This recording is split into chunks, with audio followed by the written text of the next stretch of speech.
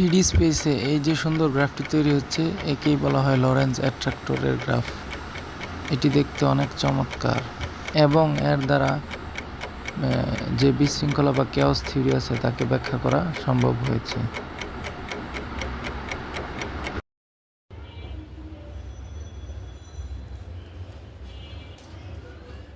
আজ আমরা আলোচনা করব খুবই গুরুত্বপূর্ণ একটা টপিক নিয়ে। টপিকটি হলো লরেন্জ অ্যাট্রাক্টর।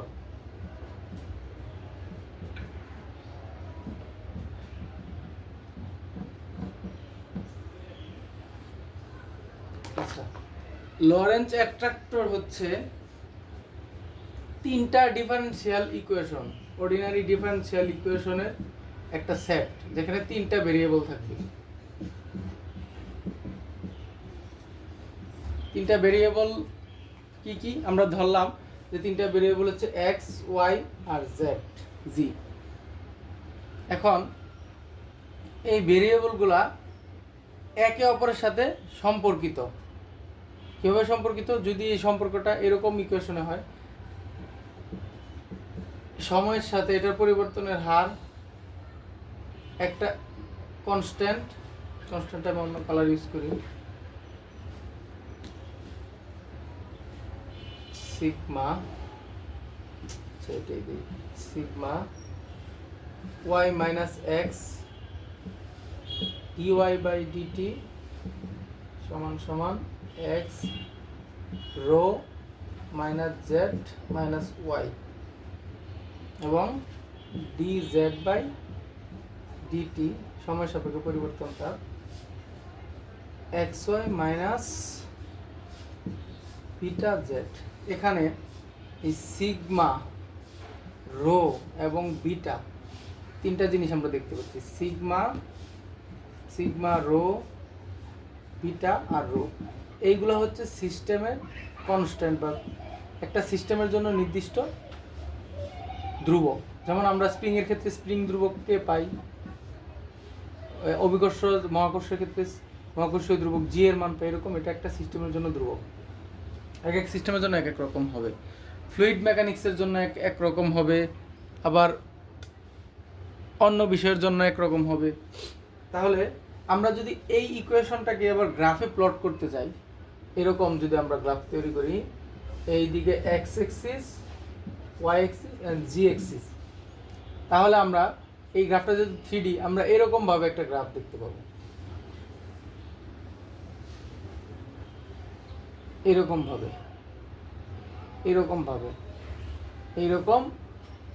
chaotic। এটা 3D স্পেস তো এই জন্য বোঝা যাচ্ছে না। এই গ্রাফটাকেই বলা হয় লরেন্জ অ্যাট্রাক্টর। এটা মূলত বিশৃঙ্খল যে সিস্টেম আছে আমাদের, বিশৃঙ্খল সিস্টেমের ভিতরে যেই শৃঙ্খলতা বা এই সিস্টেমকে ব্যাখ্যা করার জন্য ব্যবহার করা হয়। উদাহরণস্বরূপ আমি এখন ইকুয়েশনগুলো মুছে দেই, এক্স ওয়াই জেডটা বোঝার চেষ্টা করি। এটা ইতিহাসটা এবার বলি। এই চিত্রটা থাক, এবার ইতিহাস যদি আমরা বলি, হিস্ট্রি। সালটা 1963 সাল। 1963 সাল। একজন আবহাওয়াবিদ ও গণিতবিদ, তার নাম হচ্ছে এডওয়ার্ড লরেন্জ।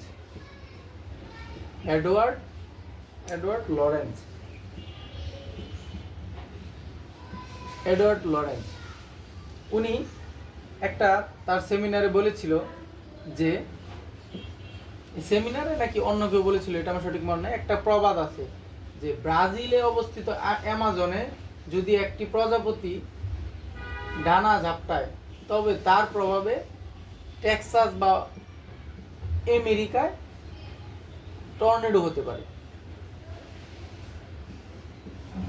এটা জাস্ট একটা প্রবাদের মতো, কিন্তু আমাদের কাছে অদ্ভুত লাগতে পারে।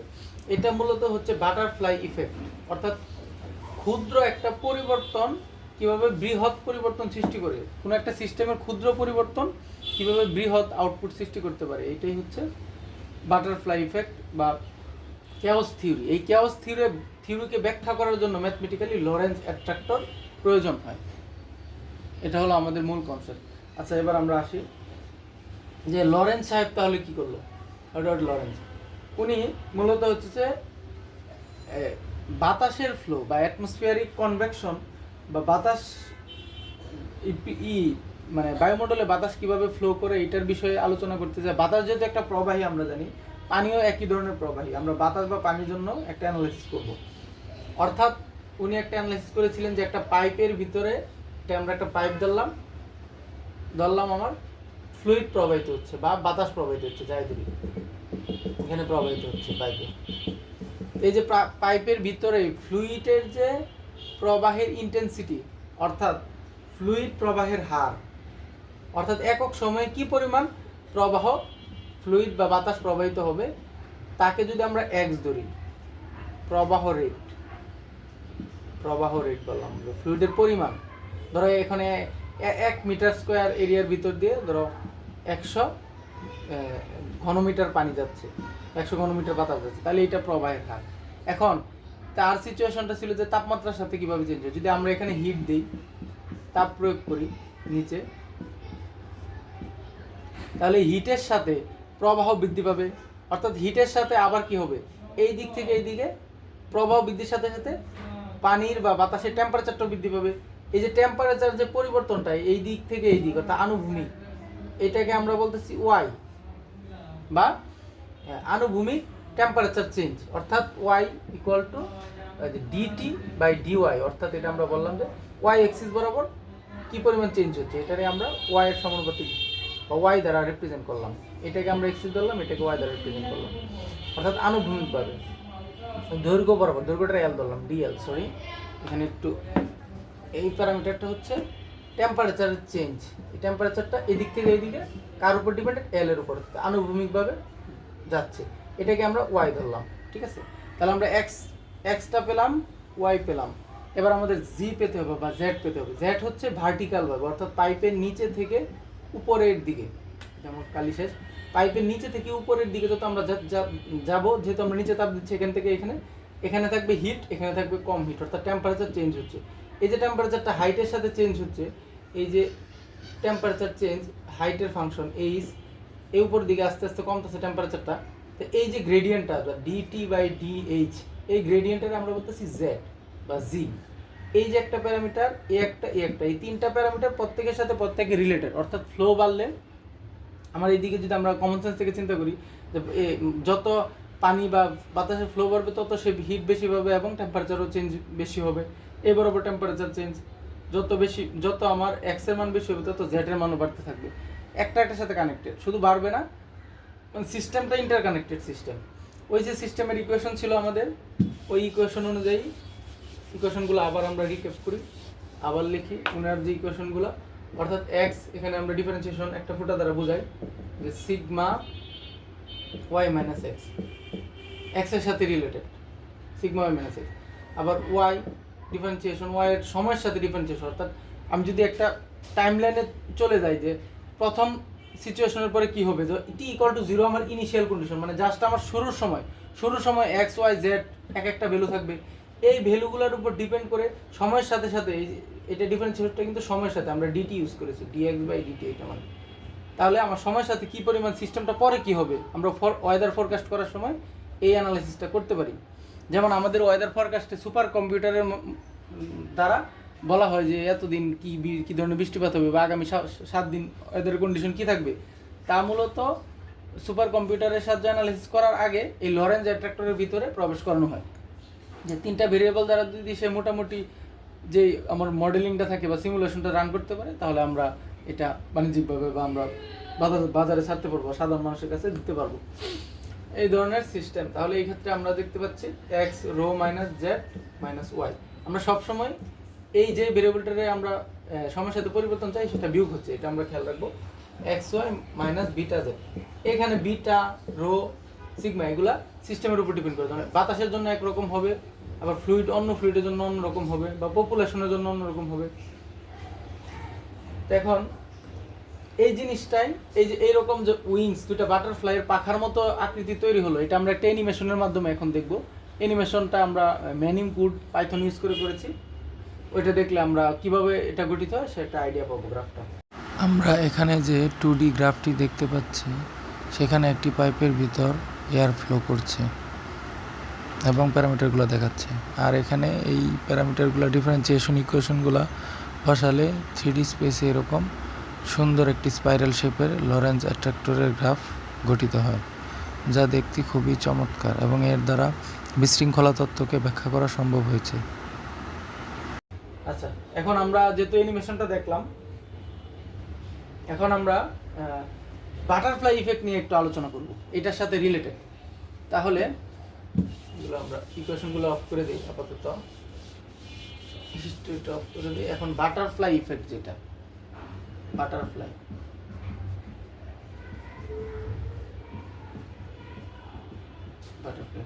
বাটারফ্লাই ইফেক্ট, ওই যে আগে যেটা বলেছিলাম, ক্ষুদ্র ইনিশিয়াল, এই যে আমাদের ইকুয়েশনগুলো ছিল, এগুলোর প্রত্যেকটার ইনিশিয়াল কন্ডিশন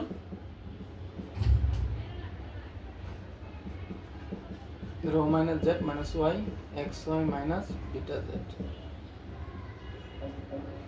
এগুলো প্রত্যেকটার ইনিশিয়াল একটা কন্ডিশন থাকবে, অর্থাৎ টি ইকুয়াল টু 0-তে একটা ইনিশিয়াল কন্ডিশন থাকবে।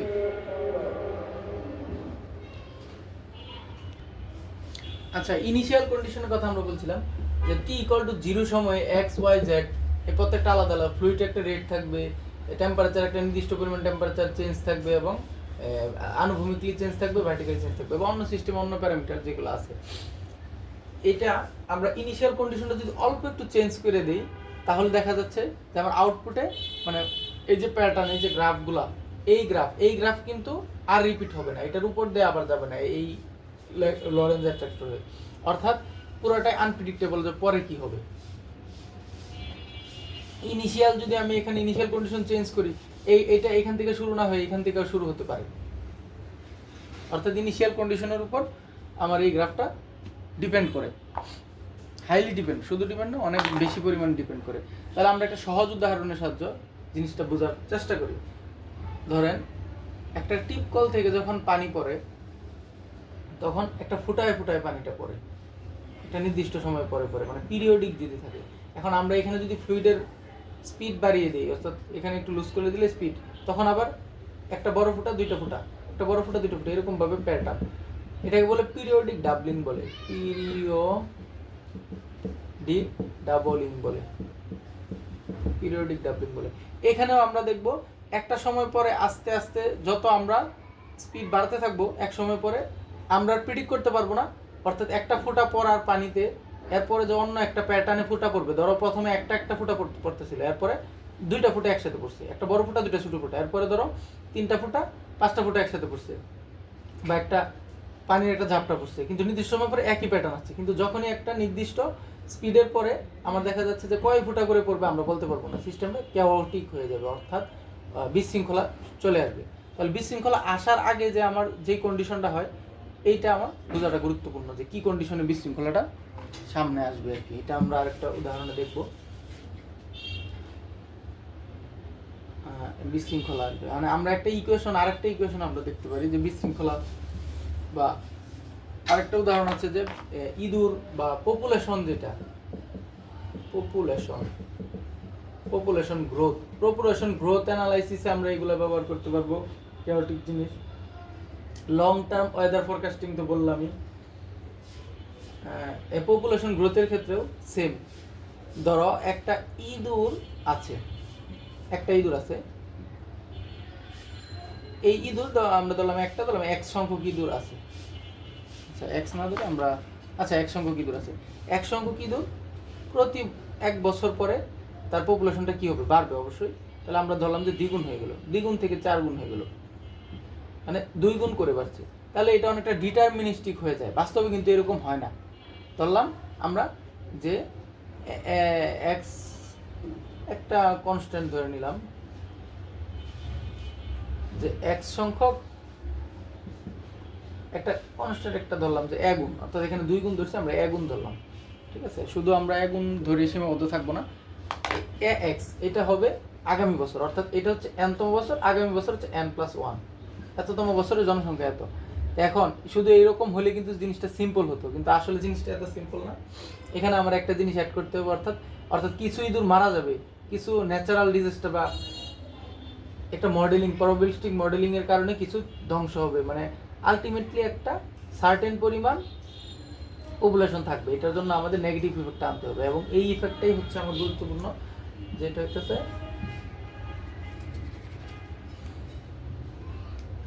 হইতেছে আমার 1 - xn।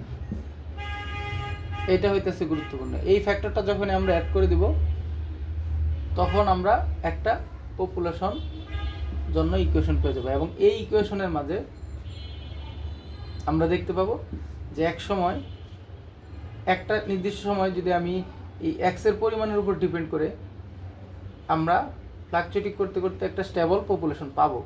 কিন্তু যখনই এর পরিমাণটা অনেক বেশি হয়ে যাবে, তখন আমরা ক্যাওটিক সিচুয়েশন পাবো, অর্থাৎ আমরা ডিটারমিনিস্ট করতে পারবো না কী পরিমাণ জনসংখ্যা বৃদ্ধি পাবে। এটা যদি একটু জটিল, এই বিষয়টা এটার সাথে রিলেটেড, এই জন্য বললাম। এগুলো নিয়ে দেখি ভবিষ্যতে আরও অ্যানালাইসিস করার সম্ভাবনা রয়েছে।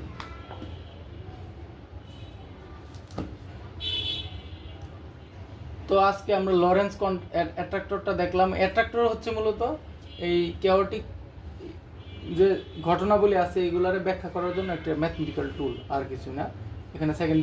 এখানে আমরা এক্স ওয়াই জেড এক্সিসে এক্স ওয়াই জেড এর ভ্যালু এবং সেকেন্ড ডেরিভেটিভ, এবং এই যে এই গ্রাফটা তৈরি করার জন্য বা অ্যানিমেশন তৈরি করার জন্য আমরা কিছু ভ্যালু ইউজ করেছি, অর্থাৎ সিগমার ভ্যালু ইউজ করেছি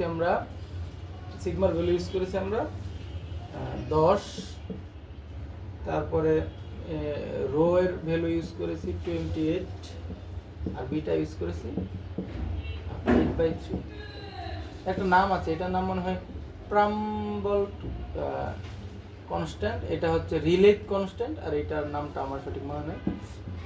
এই হচ্ছে আমাদের একটা বেসিক ধারণা পেলাম ক্যাওটিক সিস্টেম সম্পর্কে।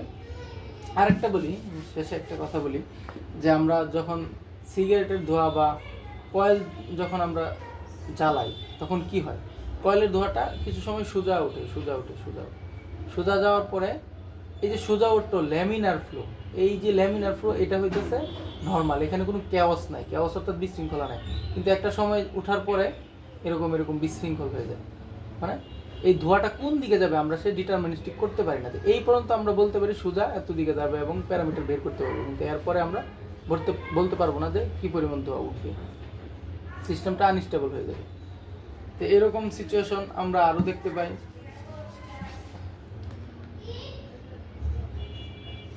কিসের ক্ষেত্রে দেখতে পাই আমরা?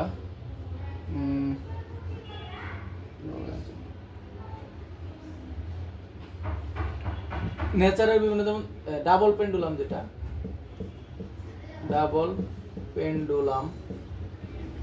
পেন্ডুলামের আমরা ক্যাওটিক বিশ্লেষণ দেখতে পাবো, অর্থাৎ এখানে দুইটা প্যারামিটার থাকবে।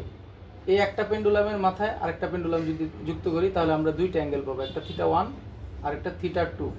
এই দুইটা অ্যাঙ্গেলের উপর ডিপেন্ড করে এই যে আমার ফাইনাল যে ইটা থাকবে, ওইটা এভাবে র্যান্ডমলি ঘুরতে থাকবে। এই দুইটার ডিফারেন্সিয়েশন ইকুয়েশন সলভ করতে হবে আমাদের। এভাবেই বাটারফ্লাই ইফেক্ট বা ক্যাওসটা ডাবল পেন্ডুলামে চলে আসে। তো আজ এই পর্যন্তই।